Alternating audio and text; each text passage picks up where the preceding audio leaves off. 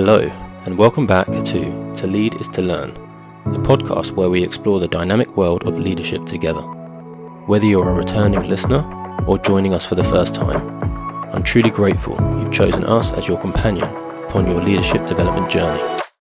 Our mission here is simple: to empower you with the knowledge, skills, and insights needed to excel in leadership. But before we dive into today's episode, I want to express my sincere thanks to each one of you. Your trust in us means the world, and it's an honor to be part of your growth. Now, speaking of growth, did you know that To Lead is to Learn is brought to you by LAMDA Solutions? At LAMDA, we specialise in leadership development and coaching, and we're passionate about helping individuals like you become the best leaders you can be. If you're looking to take your leadership skills to the next level, or if your organisation is seeking guidance to achieve its leadership goals, I invite you to explore what we have to offer. Simply visit our website at www.thelambda.co.uk to discover more about how we can assist you directly. Thank you for being part of our community. Now, let's dive into today's episode and continue learning and growing together.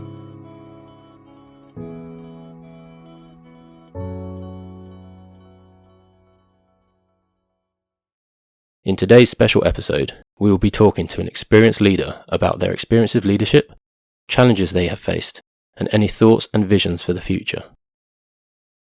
Oh, that's a good question. I haven't really thought about. Also did a short stint at Guantanamo Bay in Cuba. And within moments, there was an explosion. That was really a major turning point in my life. It was a troubling time for me. We take somebody who's had no leadership experience whatsoever. All of a sudden, we put them in charge. Your job is to, in those times, to develop your leadership. And leading can be lonely. And if they're overburdened with management responsibilities, they're never going to find time to lead. You're immediately going to get backlash from the community. The founder very often needs to sort of step aside. Management doesn't create success. Leading makes folks successful. Without further ado, here's Pat D'Amico, founder and CEO of About Face Development, executive coach and performance consultant.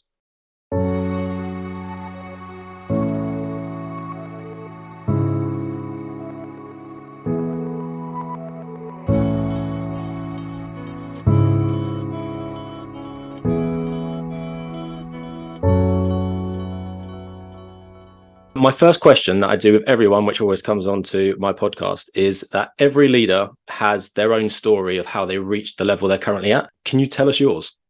Yeah, so thanks for the question. My leadership journey really started in high school. I was fortunate to have some teachers and instructors that gave me opportunities to really explore leadership. Of course, at the time, I thought it was just more being in charge when I was, 14 or 15 years old. And when it was coming time for me to graduate from high school, the reality is, and I always admit this, I had not been an exceptional high school student. So when my parents said, well, what are you going to do? I said, well, I'm going to go to college. And they said, well, that's interesting because we don't really have money to send you and your grades aren't going to get you a scholarship anywhere. So I started exploring different opportunities and ended up enlisting in the U.S. Army at 17 years old. And as a result of that, I won a scholarship, or earned a scholarship, I should say, to attend Valley Forge Military Academy, which was located in Pennsylvania. So that was really a major turning point in my life. Valley Forge offered me opportunities to really excel in the areas of leadership pretty significantly. My sophomore year there was a junior college because I had joined the Army, so I was in an accelerated Army commissioning program. My sophomore year, I was a cadet captain and was the commander of the college. So responsible at that point, I think, for around 180 cadets and had a full staff. So it was during my time there that I really significantly advanced my understanding and my experience of leadership. From there, I went on, after I completed my degree, I went on active duty with the Army for a number of years. And it was an interesting time. It was the late 80s and early 90s. So I experienced deployments to Panama immediately after the invasion, the U.S. invasion of Panama, and then also served in the Middle East during Operation Desert Storm, and then also did a short stint at Guantanamo Bay in Cuba. So it was during really that time that not only my interest, but I would say my passion in leadership really excelled significantly. And it's since that time, I've really considered myself a student of leadership and leadership development. So from there, when I left the military, I went to work for Johnson and Johnson and worked in sales, but pretty quickly advanced to some other positions and have had a really, pretty robust career. And I've had an opportunity to work in a bunch of different functions, but always having responsibility for others and for different size organizations through my career. When doing my research on you, actually, in preparation for this, when I went through your LinkedIn, you start your About You section with a quote: "I promise to bring your dad's husbands and sons back alive." And you said that promise that you made at the age of 23, I think you put down, is something that you should never have made. Can you tell me the leadership lessons that you learned from that particular, because that must be very poignant to be right at the top. Yeah, that was an extremely impactful moment for me. We were getting ready. My unit had already deployed to Panama. We had, been in harm's way prior to. So I think I was feeling a false sense of confidence as a leader. I was 23 years old. We, had already deployed, and now we were getting ready to deploy to Saudi Arabia after the invasion of Kuwait. And I stood in front. It was early in the morning, and I was standing in front of my platoon of 30 soldiers. And behind the platoon were all of their family members. So at the time, it was an all male unit.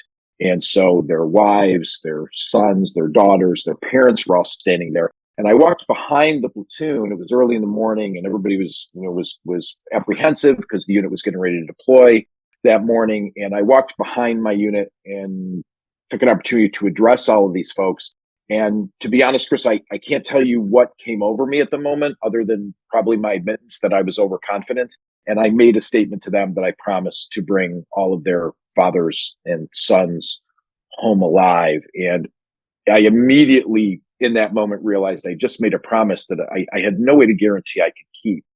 And it was a troubling time for me when we deployed. We were gone for 6 months, and it's something that I regret, but is one of my greatest lessons, which is, don't ever become overconfident as a leader that you can make guarantees that you can't keep. Certainly that was a pretty significant one.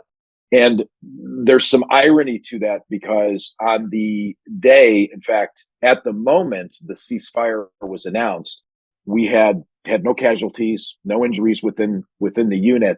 And we were sitting in the tent. I was sitting with a couple other officers. We were eating lunch, and the radio was on, playing Armed Forces Network, and they made an announcement that a ceasefire had been reached. And in that moment, I thought, oh my gosh, I've been able to keep that promise. And within moments, there was an explosion, and the ground shook. And we raced out of the tent and realized that there had been an explosion within our camp. And as we raced to where the explosion was, all I could think of was, oh my gosh, maybe I'm not going to be able to keep this promise. Fortunately, there were some injuries. None of them were in my particular platoon, but it was just, when I think back on that moment, it was pretty impactful of, wow, even at that moment where I thought I regretted that decision and maybe I would be able to keep that promise, it was another moment of maybe I'm not going to be able to. So I've always carried that with me. During that 6-month period then, when you were out there, did that play on your mind every day then when you woke up each morning, or? Every single day? No, it was never forgotten. And I think it probably at times, hindered my ability to maybe make good decisions because I had made that promise. So again, it's something that I'll never forget. But no, I not only did I forget it while I was there, I've actually never forgotten it since.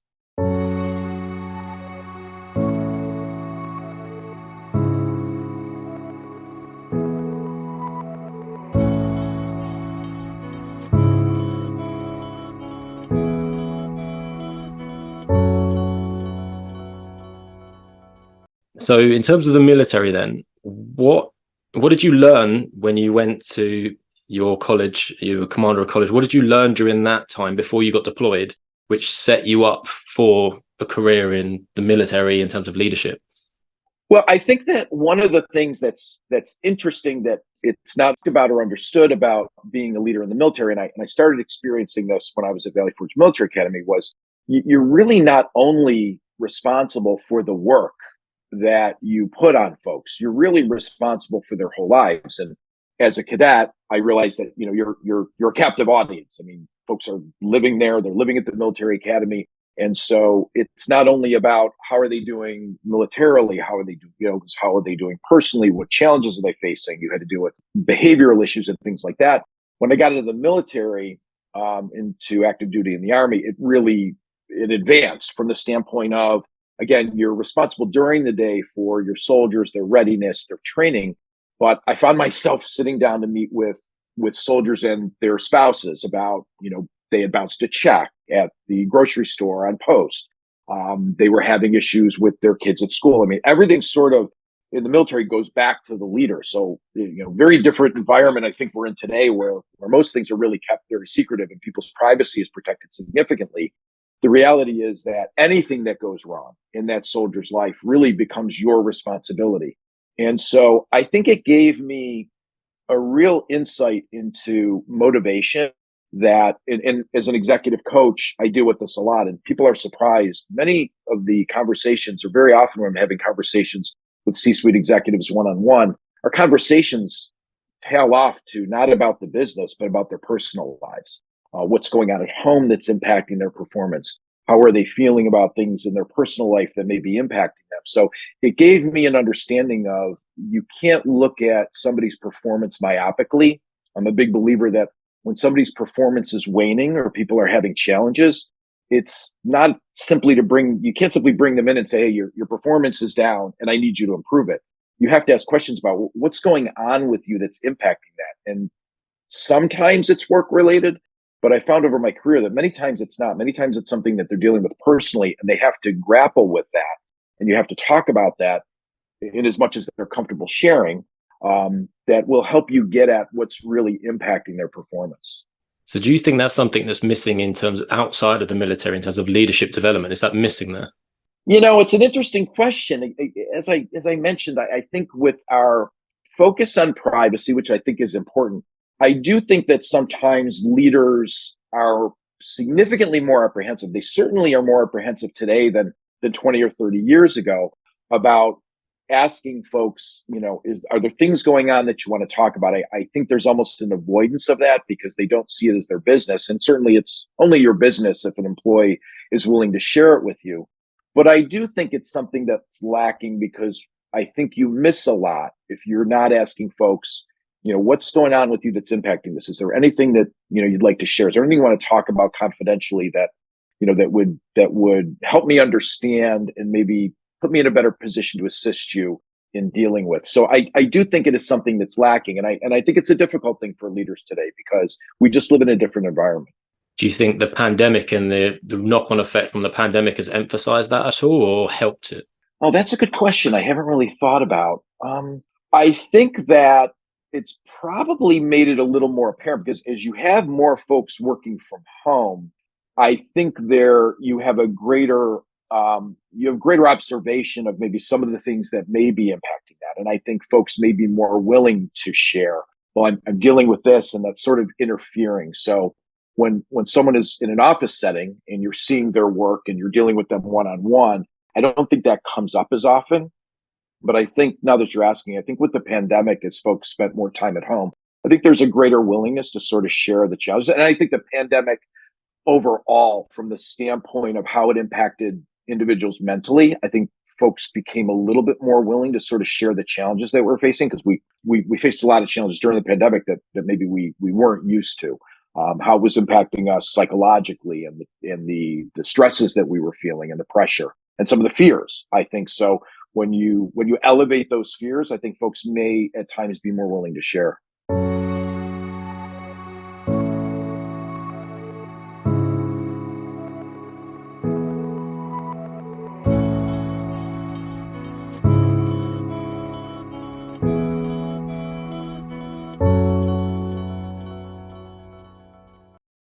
So going back to your military, just for one last little bit, classically, military models have been shown as autocratic, very dictatorial sort of leadership models. Do you think that's fair? Did you experience that, or is it completely wrong and misportrayed? I think that the autocratic nature of the military helps the individuals understand the importance of structure and discipline.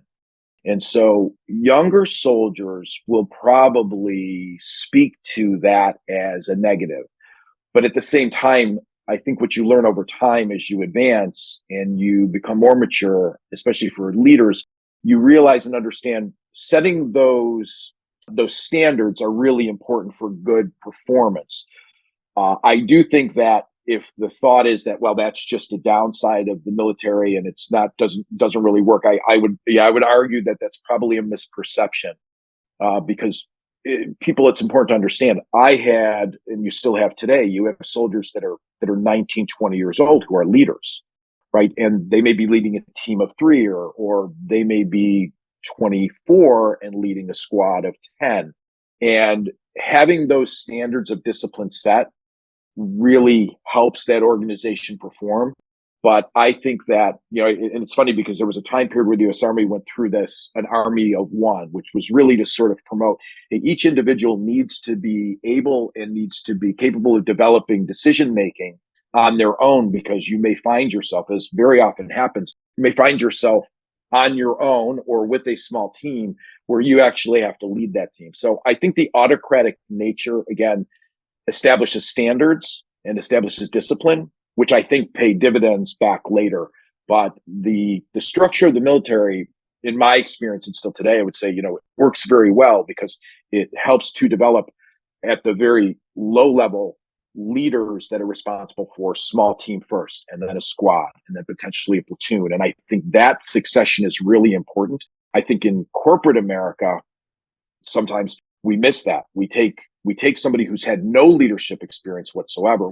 We take folks that have performed well. All of a sudden, we put them in charge, and they wake up one morning and they may be in charge of 10 people, and they really are unprepared for that.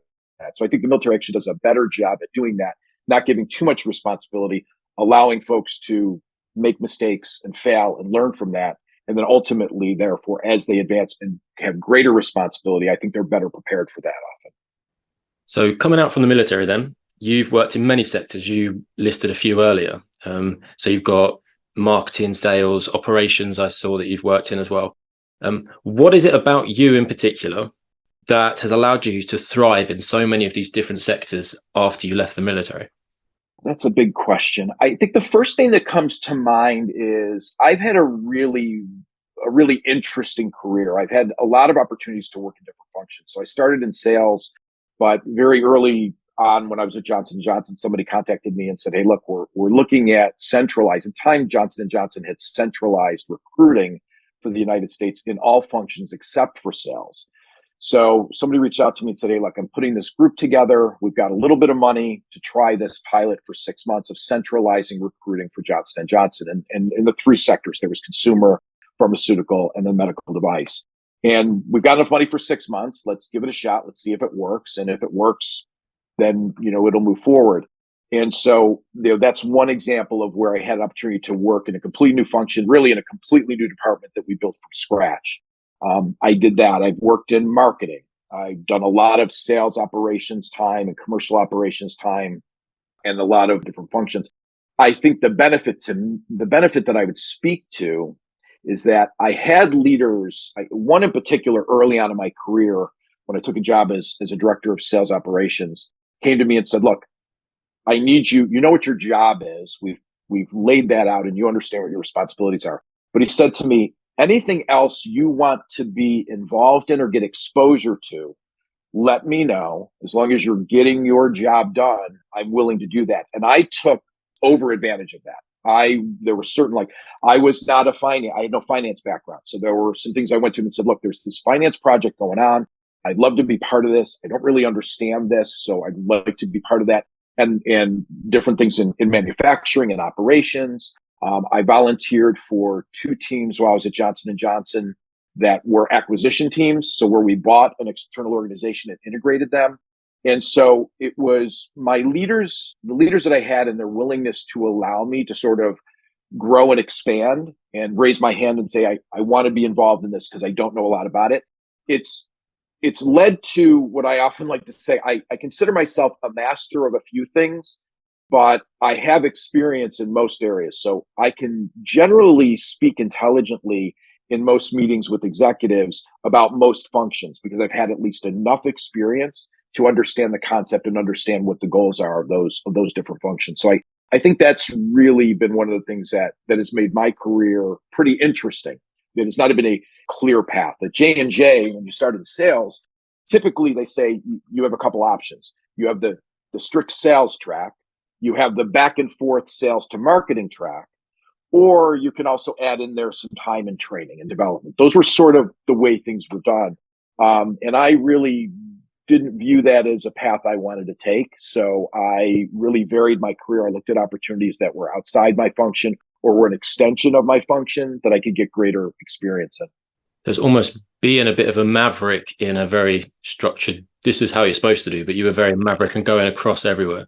Yeah, one of the most interesting things about my career is I think over half the roles that I've had have been new roles, newly created. That was another thing I was really interested in. Was anytime there was a discussion about, hey, we're looking at creating a department to do this, I would say I'm up for that. And so I've had a lot of experience and developed sort of a reputation of being able to start a new department, hire everybody that's there, and then move that forward. And what I've also found about that, when you're starting a new department, it's exciting and new. And what I found is that you do reach a point where it's time for you to move on. The founder very often needs to sort of step aside once it's created and have somebody look at it differently, because you become very, very attached to it, like you would a child. It's yours. It's, and in my first couple departments, it was tough to let go of, right? I would kind of follow what's going on there, and I don't know if that's right.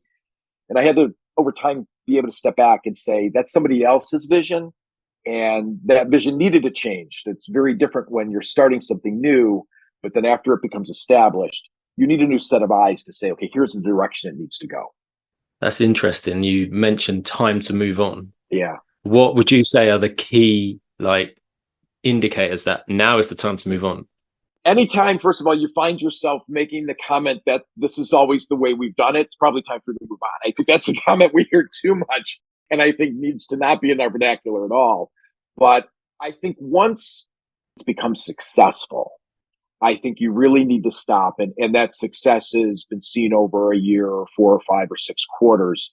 You probably need to step back and go, okay, is it time for me to move on? And it's interesting because I coach a lot of leaders, and I love when I hear somebody say to me, I just know it's time for me to move on. A friend of mine called me last week, very successful. His organization actually realigned, and he is out of a role. And it was interesting because the first thing he said, I said, how you doing? How you feeling? He said, honestly, it's really time for me to probably move on. I'm not, I'm disappointed, but it's really probably time for this to be done differently. And that takes a lot. And that takes a lot of ability to self-reflect and be willing to put your ego aside and say, hey, look, I've done well here. I've accomplished what I went out to accomplish, but it's probably time for somebody new to come in. So I think that's one of the things that is a key.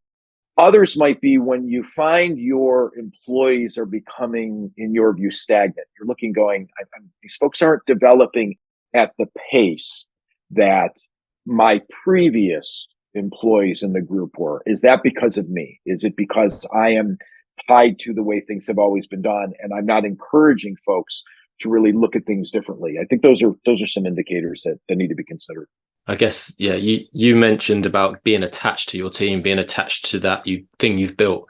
I guess there's also the other side of things, of the fear of jumping. Where do I then go to next?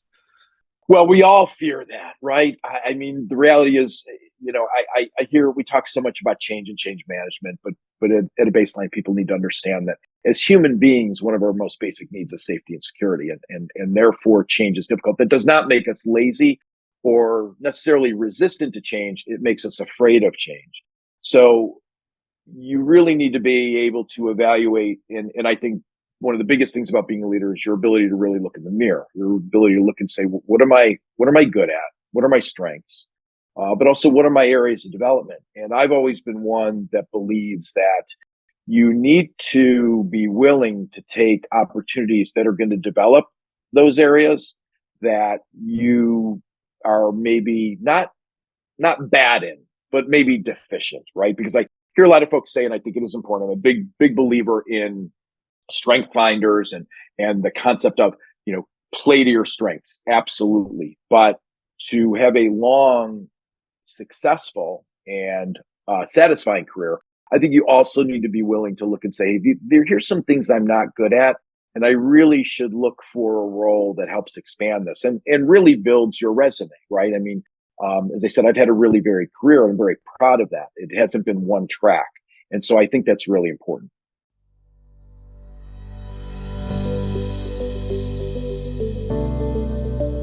Are you ready to supercharge your leadership skills? Get your hands on our free ebook, Mastering Leadership Excellence, a brief guide for modern leaders. This ebook is your ultimate companion to your leadership journey. It's packed with 15 chapters covering common modern leadership challenges. But that's not all. At LAMDA Solutions, we believe in continuous learning, so we're going the extra mile. After signing up to receive this free ebook, every week for 15 weeks, you'll receive an additional chapter right in your inbox. That makes a total of 30 chapters completely free to support your leadership development and growth. At LAMDA Solutions, it's our mission to empower leaders like you, your organizations, and your teams. This ebook is just one way that we're here to support you. Ready to dive in? Visit our website now at www.thelambda.co.uk to access your free ebook and kickstart your journey to leadership excellence today. At LAMDA Solutions, we're here to help you lead, learn, and succeed.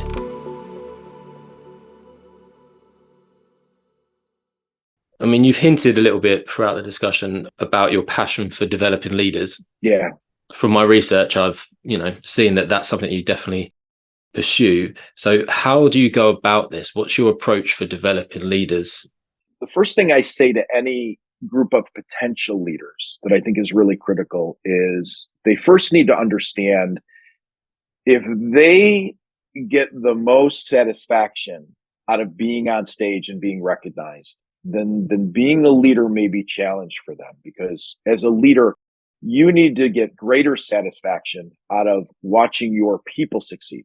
And to be fair, as a leader, your success is fully predicated on the success of your team. I mean, I have seen a number of poor leaders in my career who were very self-focused and very egotistical, and that you can be successful for a while, but in my opinion, not long term, right? Because at the end of the day, your success is defined and determined by are your people successful? So that's the first thing that I look at is, do these individuals understand that they're not going to be the ones getting the accolades? Now they have to really be proud of getting accolades for the team. Not that there's not accolades when you're a leader, certainly, but that's first and foremost the most important thing really to determine.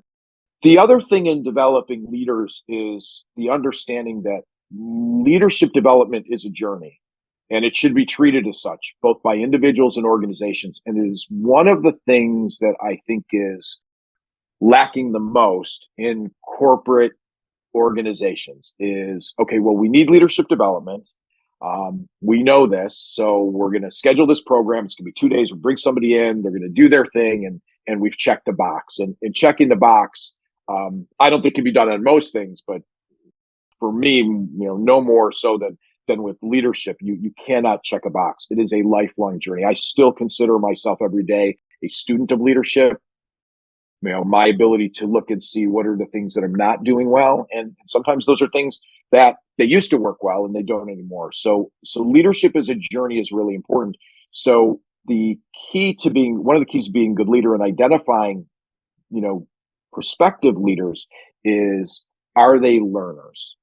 Are they somebody who really focuses on learning and development of themselves? Because that's a requirement if you're really going to be a successful leader, because that journey, frankly, never ends. I love that you said leaders are learners. I mean, that's my podcast. That's right. That is. Yeah.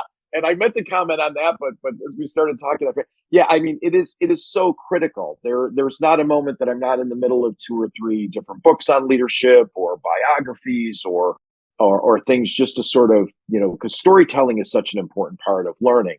And I think we learn so much from engaging and hearing other stories. So it's absolutely critical.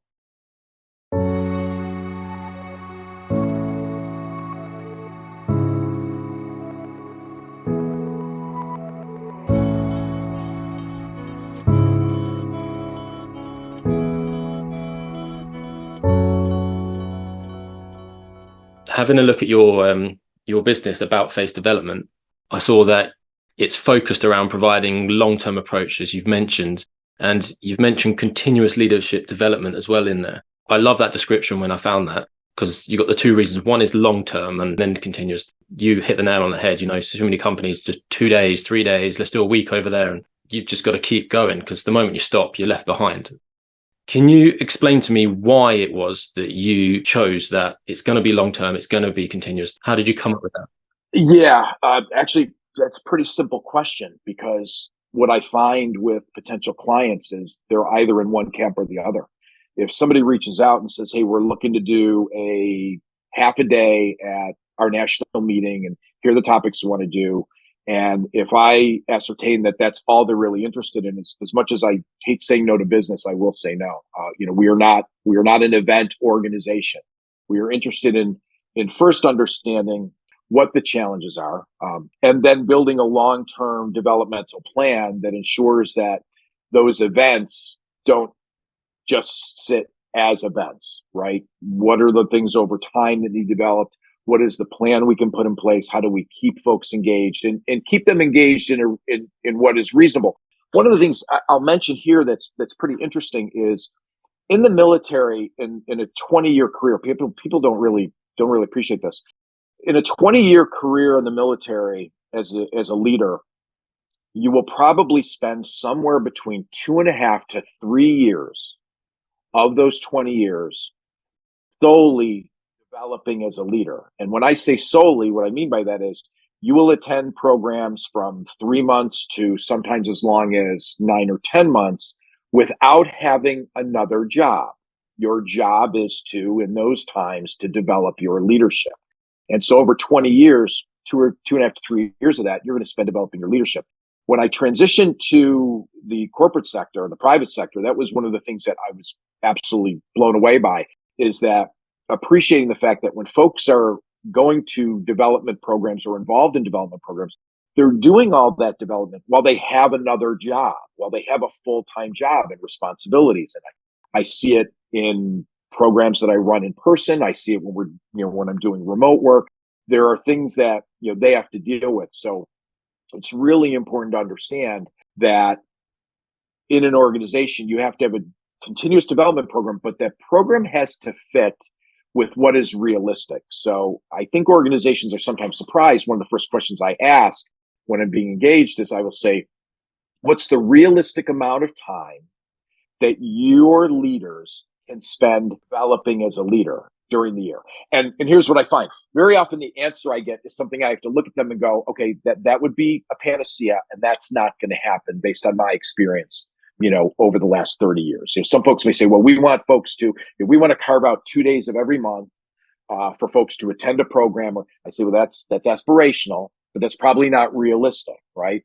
At least that's my experience. So let's talk about what is realistic. And that might be 1 2-day program in person every quarter.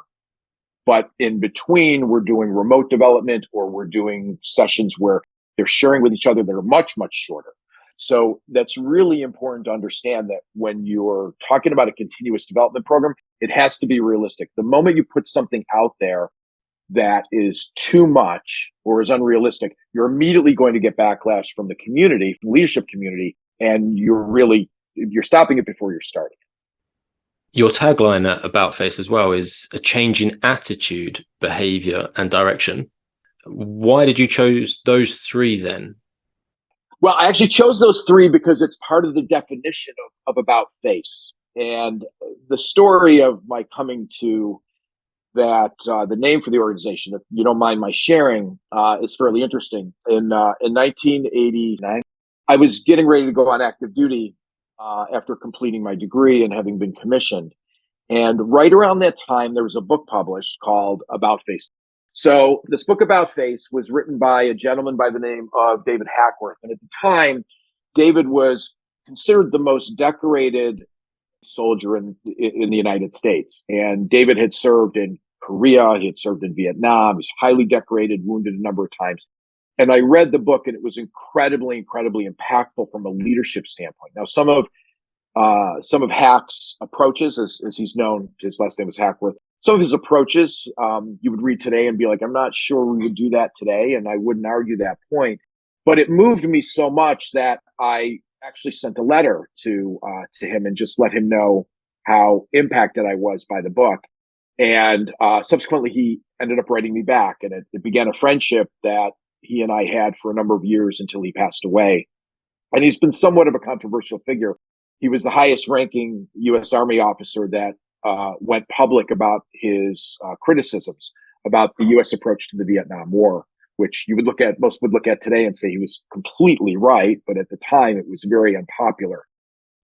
So when I was looking to name my company really in respect to him, that's where I got that. So back to your original question, those three terms are the definition of about face. But to your question about changing attitudes, leadership has so much to do with a mindset, and leading can be lonely. There's no question about that, and I think I experienced that in the story we talked about earlier. When I made that promise, I found that I think making that promise made me more lonely. I felt it's so necessary to put on the right face, which a lot of times in those circumstances, especially in the military, when you're in harm's way, you really have to be that rock for your subordinates and to your organization. And so that can be a lonely place.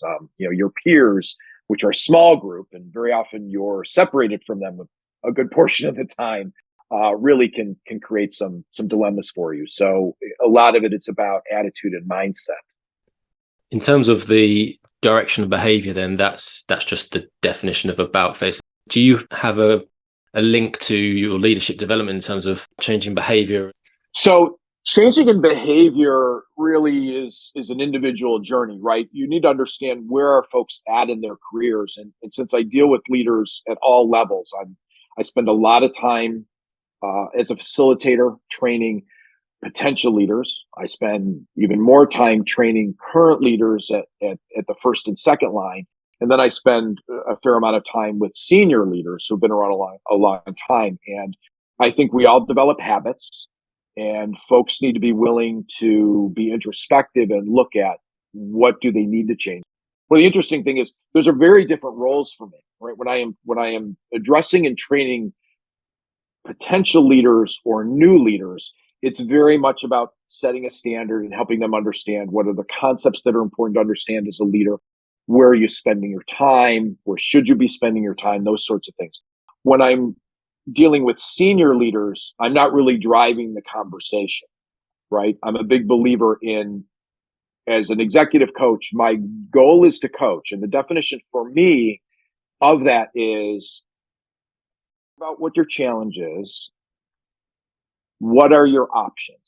What are the options that you're considering? And then talk about what are the pros and the cons of those. Anytime I move out of that role as a coach, when I'm executive coaching, I tend to ask permission. So, next to coaching would be advising. And advising is different in that maybe somebody's facing a challenge and I'm asking them, okay, what are your options? And I'm hearing the options and I'm thinking to myself, I'm still looking for the best one or a better one. And I'll say, do you mind if I, put on my advising hat? And once I have permission, I'll say, have you considered this? And I try not to feed too much, because really when you're developing as a leader, no matter what level you're at, you're really trying to develop that critical thinking. You're trying to develop that individual's ability to sort of think outside the box, because we tend to think, okay, well, I've done it this way in the past. Okay, if that's worked, let's evaluate, ask yourself, will that work here? What are the factors that are different in the current scenario?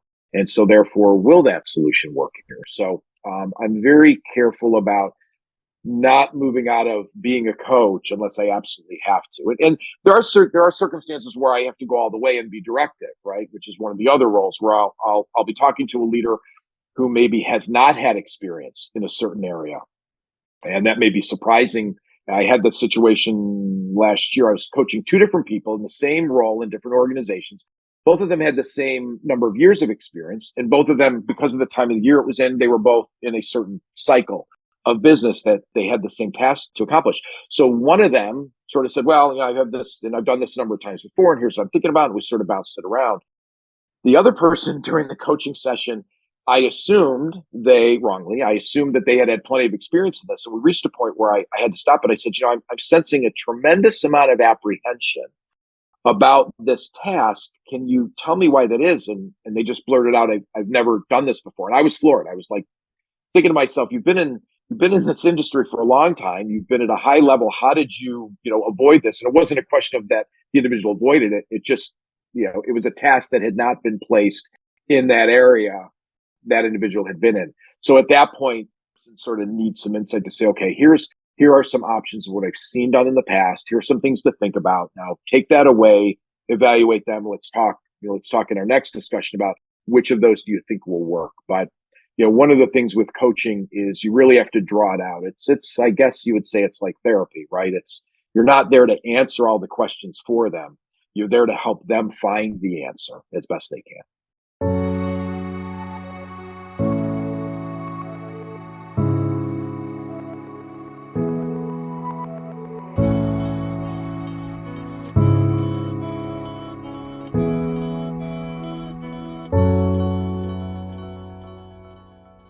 Going back to new leaders then, in terms of new leaders coming in, how would you go about explaining to them the difference between the role of a leader and the role of a manager?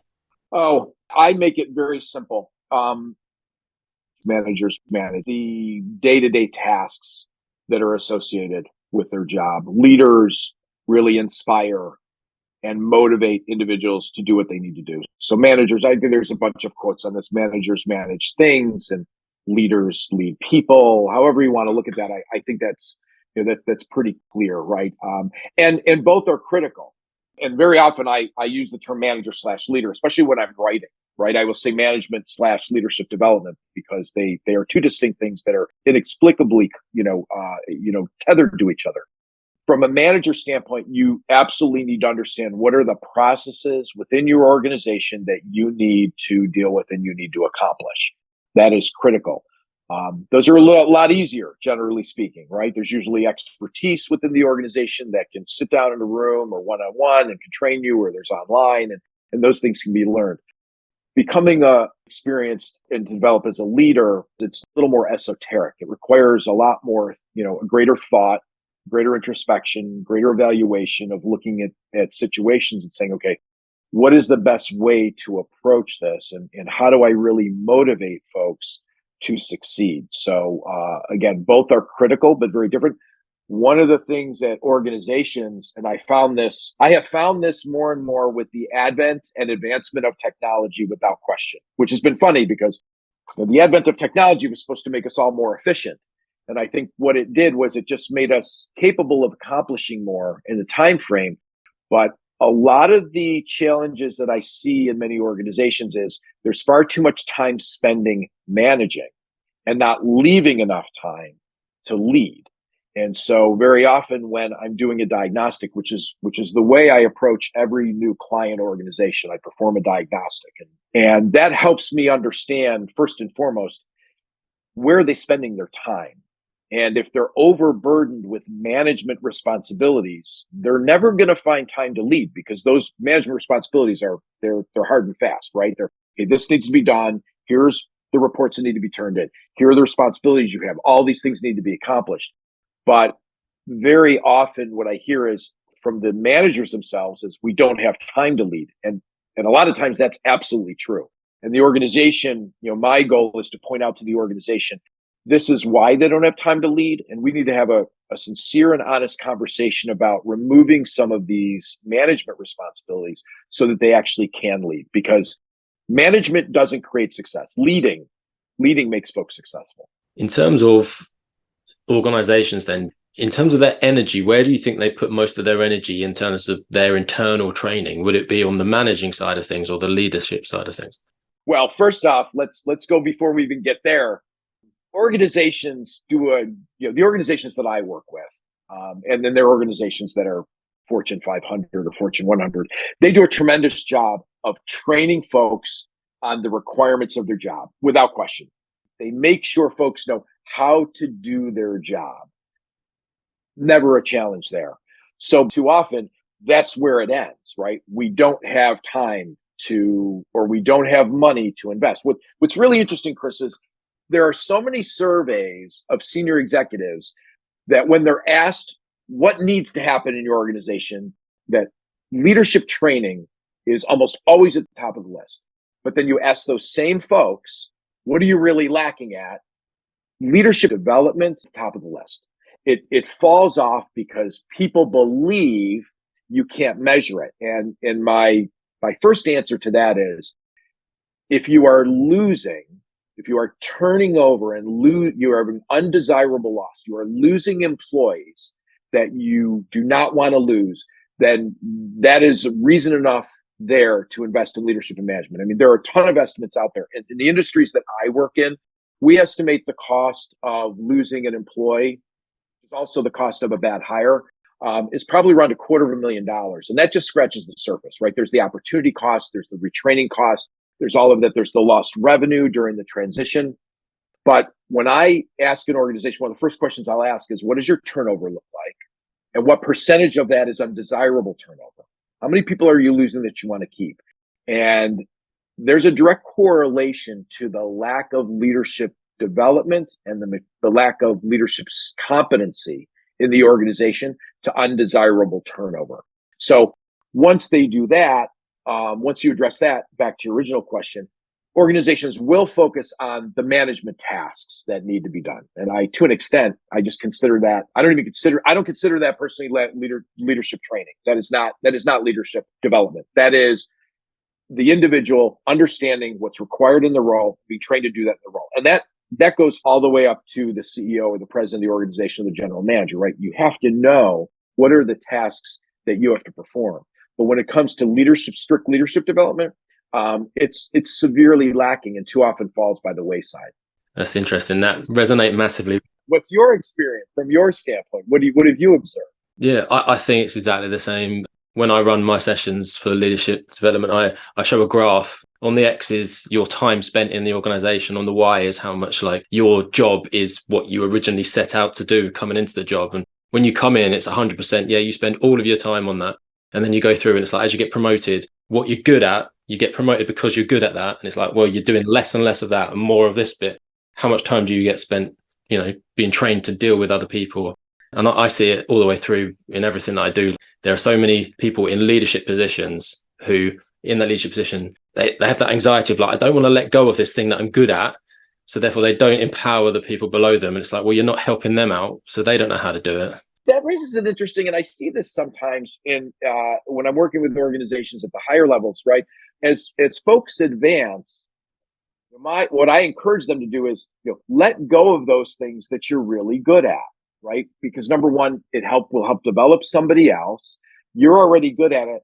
Focus on those areas, especially when folks move from, let's say, the VP level to the C-suite level. You see that a lot, right? You see folks who have been ahead of, let's say they're in sales or they're in manufacturing, right? And that's what they know. And then they move to a C-level position where they have their old function and other functions. And some folks struggle so much to let go of that. And I think folks look at it and say, well, they don't want to let go of that control. Sometimes that's it. I think more often they're afraid, right? Well, I know the most about this area, so I'm going to focus there. But then the problem is those other areas that they're now leading and they have less experience in, they really are the areas that they really, really need to develop. So I think that's really important. The other thing, too, that there was an interview I had watched a month or so ago where somebody had gathered some data on looking and asking for feedback. And it was interesting because the data showed that the higher an individual goes in their career, the less they're asking for feedback. This is a pet peeve of mine. And I startle some people with some of the approaches that I take to what they need to do to get feedback, how often they should be seeking feedback, because I think it's really, really lacking.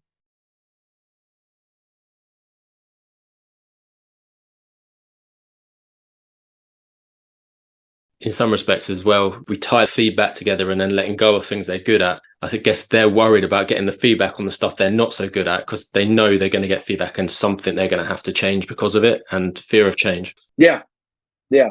And as leaders, I mean, I will always say I know what I do well. I'll more than happy to share that. But I also am very willing to share what I don't do well and make that known because it's an area of development. Something, those are the things that I need to be developing.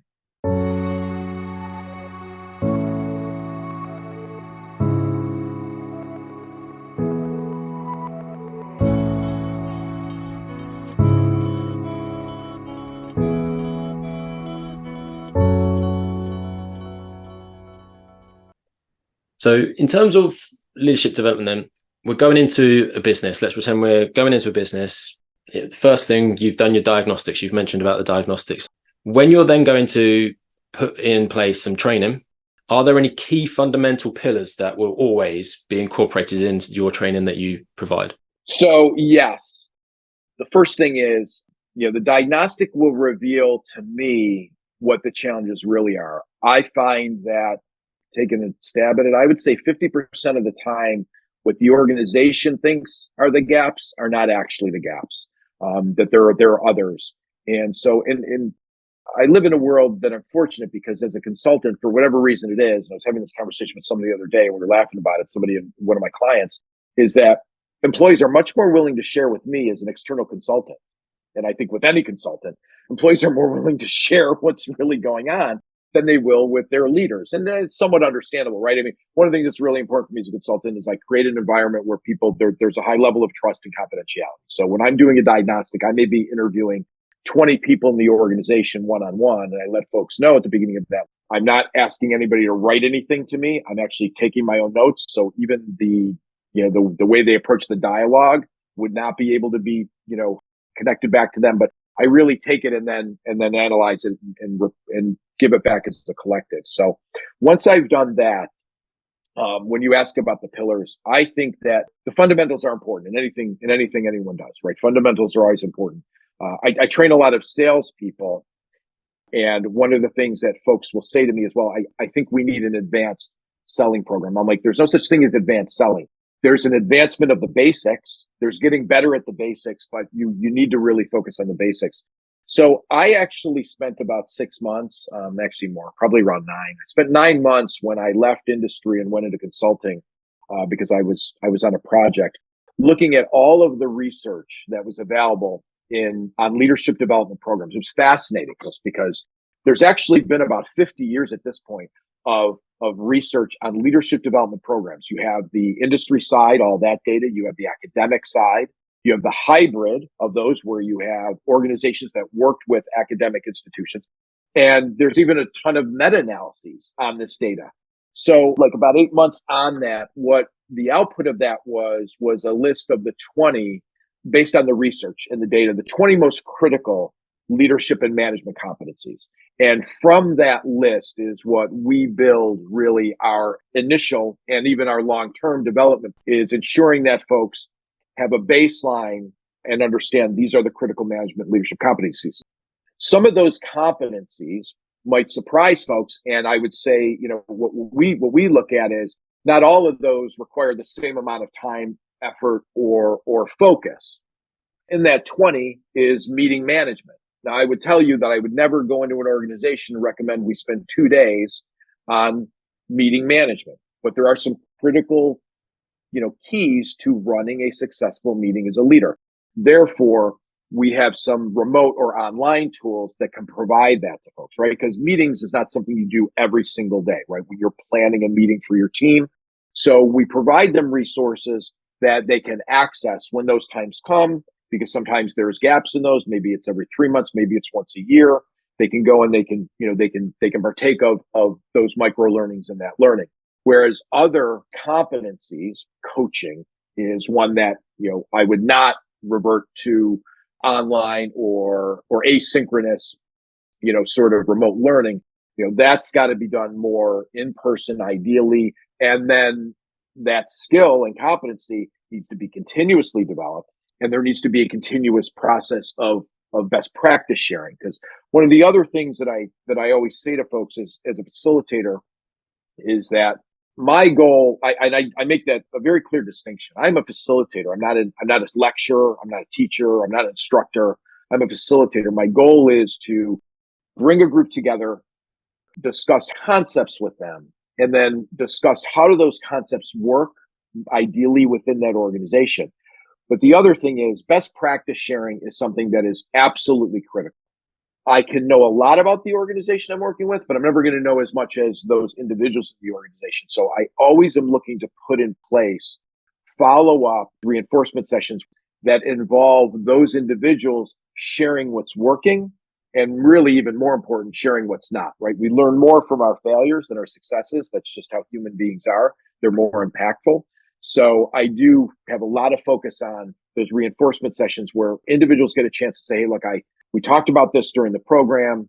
Maybe it's 3 months later. We're on a Zoom call like this. And somebody says, hey, I want to share a story with me of something that didn't go so well. And I'm always interested first, and I always encourage groups. The first thing we do is let's share positives with that person, right? Let's recognize the good work they did. And then let's look for upgrades. What are some things that they could have done differently? Or I might ask the person who's telling the story, would you do it differently like I would as a coach? If you could go back and do it again, what might you do differently? And in that, it gets that person thinking, but also gets the group thinking about, okay, well, maybe this is being missed. So I want to encourage folks to share so that development really becomes a community affair. In terms of being the facilitator, getting them to reflect, if there was a leader listening to this podcast right now and you wanted to kind of give them some reflection questions to reflect on their practice, what 3 questions would you pick right now? Oh, that's a good question.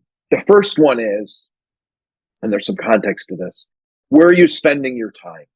And the reason I share that is because to simplify the process of leading on this question, we tend to put people in 3 buckets, right? A, B, and C players. A players are your top performers.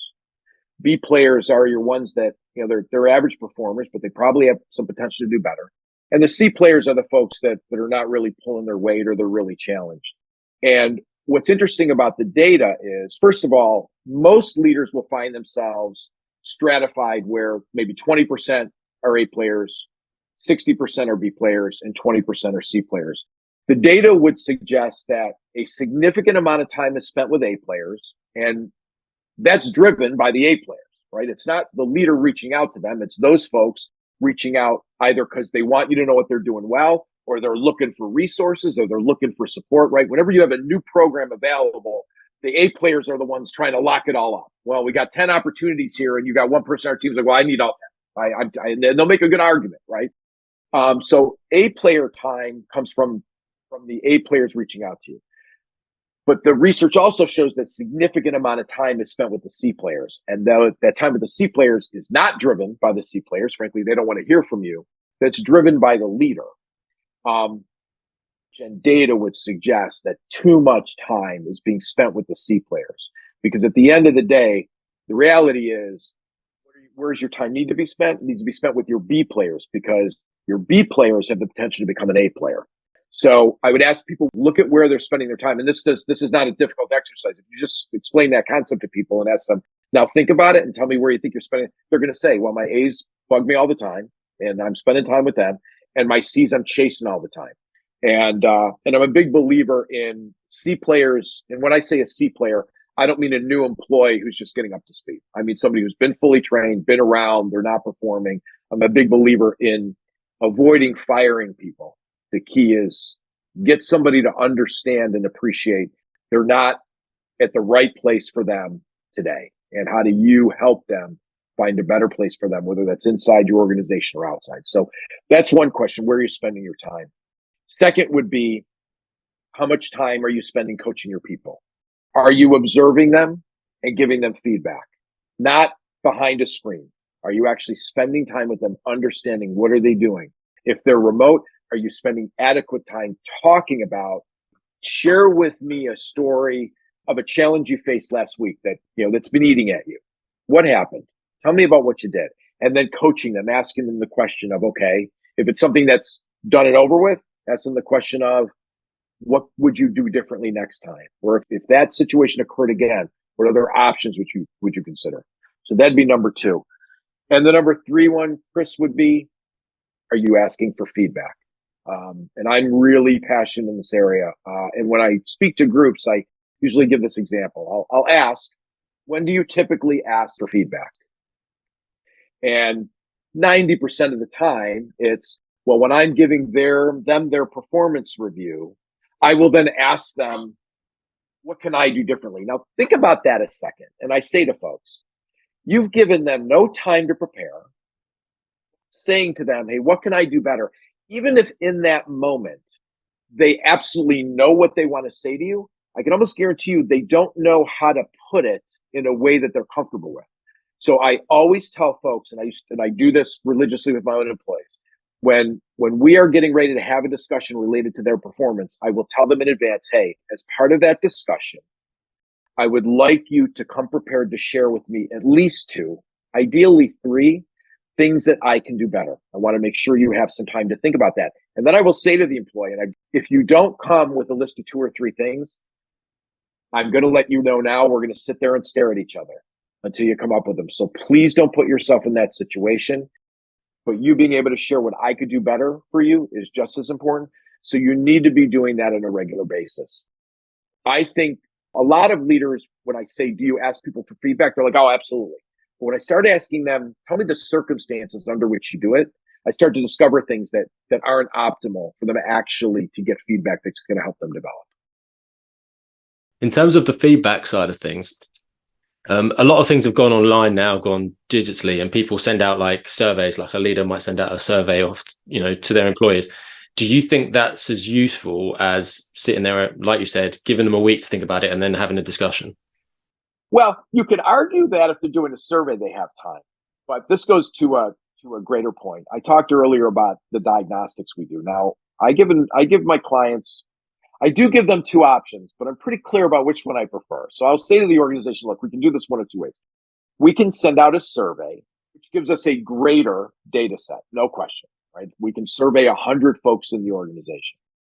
Or one-on-one interviews with 20 folks. And I let them know, the pros and cons, but really I'm trying to push them in one direction. I firmly believe that one-on-one discussions reveal so much more because data is data. That sort of survey data, just sends it back to you without context. If I'm doing a one-on-one interview, I can sort of ask follow-up questions if somebody brings something up. And I can also, it's very common for me, I'll conduct 4 or 5 interviews and I'll start to hear some themes. I can now dig into those with the remaining folks I'm going to interview. And you don't have that ability to do that in a survey because, I'm not a big fan of multi-level surveys, right? I don't like, hey, we're going to send this out. We're going to find out what appear to be some of the biggest challenges. And then we're going to send out a subsequent, survey that sort of delves into those areas. I firmly believe one-on-one is far better. The other thing too is, when you get a survey, let's be honest, we tend to blow through those things, right? We probably don't give it as much thought, but I want that one-on-one interaction. I'm really big on that. I do them all over Zoom. If I can't do them in person, I want to actually see them and see their expressions, see their reactions. Sometimes I'll ask a question and somebody will cringe and I'll be like, okay, I saw your reaction. Let's talk about why that's a hot button for you, right? So I just think it's far more valuable.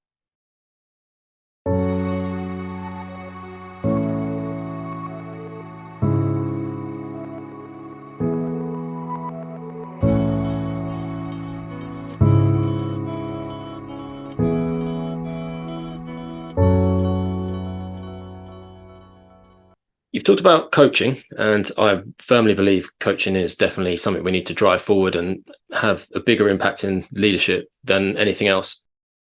In terms of coaching and mentoring, I think there's a lot of blurry lines where people don't really know when does it become mentoring, when does it become coaching. For you, what's the difference? They are mutually exclusive. And I let folks know, especially at the C-suite level, I let folks know with every person I potentially am going to one-on-one executive coach, we do an initial call just to make sure we're both comfortable with each other, that I feel that I actually am in a position to potentially help this person develop and that they feel comfortable with me. I let them know during that, this engagement is about coaching and not mentoring. And I encourage I encourage everyone, but I'm just speaking of the executives that I coach. I encourage them to have a mentor.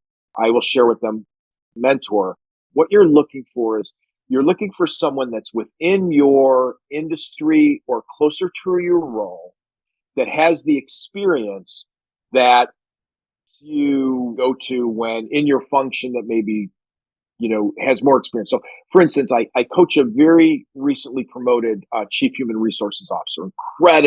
She's incredibly talented, but she's new to the role.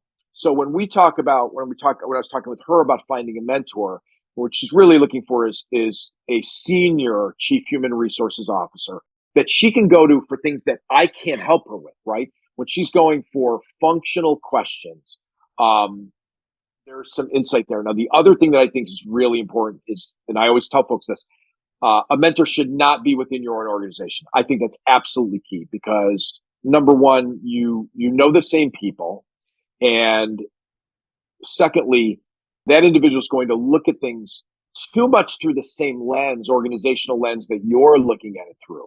I want somebody from the outside who's going to tell me, well, that's interesting that you all do it that way because I've been with these two organizations and this is the approach that we took.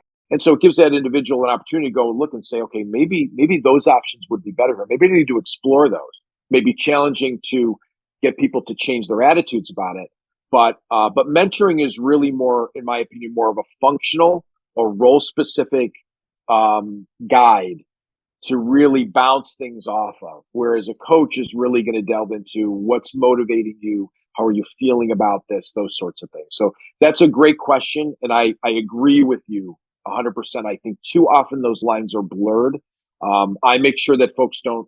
So the two key things for me is I make sure that folks don't see me as a mentor. Certainly, I mentor folks, right? That's a different role, but I make sure people understand I'm their coach, and I also really, really encourage folks to find mentors outside their organization. And finding a mentor can be difficult. So I as an executive coach, we're talking about finding a mentor.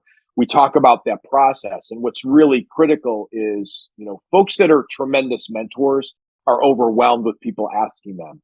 And I'll often say to folks, look, you're going to have to go to your second tier list because while this person would be a tremendous mentor, they don't really have the time to commit to you. They're mentoring 3 or 4 other folks. And a lot of times that's what we deal with. Somebody will come back and say, geez, we talked about identifying you. I reached out to this person and they said, they'd love to, but they're already mentoring 2 or 3 people. And I said, well, that's the challenge with really good mentors is folks that are willing to give of themselves like that. They're in high demand, so keep them on, let them know, hey, if somebody drops off, I want to stay in touch. But a lot of times really good mentors in my experience will tell folks, hey, look, I'd love to do this, but the reality is I don't have the time to commit for what you're looking for. There's been a massive growth in coaching. Lots of people are coming out, executive coaches, you've got leadership coaches, you've got lots of, I guess the next big boom is going to be this mentors, people who have, time and, can charge for mentorship as well as like coaches do. Yeah, I would hate to see that because I think, and I'm not a big fan of this word, but I'm going to use it here, surprisingly. I think there's mentorship needs to be a little bit more organic. It needs to be something that the mentor is willing to do. And I think a financial connection to that, I think unfortunately would deteriorate, the benefit of it. The folks out there willing to mentor, to give of themselves. I think that's the most important thing about that mentor. The minute it becomes a financial gain, I think really challenges it. But also to your point, mentoring's become big. I mean, for the first time at a learning conference probably 2 years ago, I saw the first sort of application for mentoring and tracking mentorship, starting to become available. And so mentoring is really important, and finding mentors is critical. Critical to success. And I encourage folks to try to find more than one because a lot of times you can't always reach the primary one that you hope to, but I encourage folks to find more than one. I've got a final question. My final parting question, which I like to ask the guests, is what are the most important lessons or a piece of advice maybe that you've learned through your journey so far that you would pass on to a young leader just starting out? So I love this question because I've been touting this for years. When I was 17 years old and I arrived at Valley Forge Military Academy, my first primary instructor was a gentleman by the name of Sergeant Major George Deedy. I still consider him one of the greatest coaches and mentors. Really greatest mentors specifically I had in my entire life. And in that first year with him as an instructor, he had been, he was a Vietnam vet of 3 tours. He was a tremendous leader of soldiers. And he shared this with me when I was 17. He said, I'll give you 3 things to remember and keep these with you the rest of your career. And I've written an article on this. I've mentioned it in many discussions I've had. Those 3 lessons were the following. The first one was don't mess with people's pay. Now, of course, he didn't use the word mess, but let's keep it clean, right? It was the old Army then. He said, don't mess with people's pay. If they have a pay problem, fix it yesterday. And I always love repeating that, meaning fix it yesterday, meaning, look, unless you're working for charity and you are not trying to make money, the reality is people work for compensation. So if somebody has a pay problem, it will overwhelm them. It'll be all they think about, so you need to fix it immediately. That was number 1. Number 2 was don't mess with people's off time. Let them be off when they're on PTO. Let them be off. Don't be that person who's like, well, I know you're going away, but how can I reach you, right? Let that person have their time off. Everybody needs that. So that was the second thing. The third one is the greatest guiding principle that I've kept with me as a leader ever since he told me that. It was 36 years ago now. And it was, if your people truly believe you're looking out for their best interests, they will perform for you and you will be successful as a leader. And I've carried that with me, and it's been the yardstick by which I've measured all leaders that I observe, either worked for or just observed. Do they genuinely really care about the human beings in their charge, or do they not? And so I think, and I've seen it play out for me personally. I've asked folks to do some extraordinary things as a leader.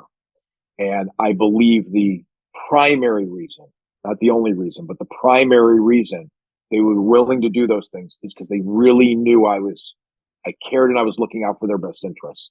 I think it's the greatest lesson I've ever learned as a leader. No, that's really powerful. I love that they build up towards that last one that just hits home.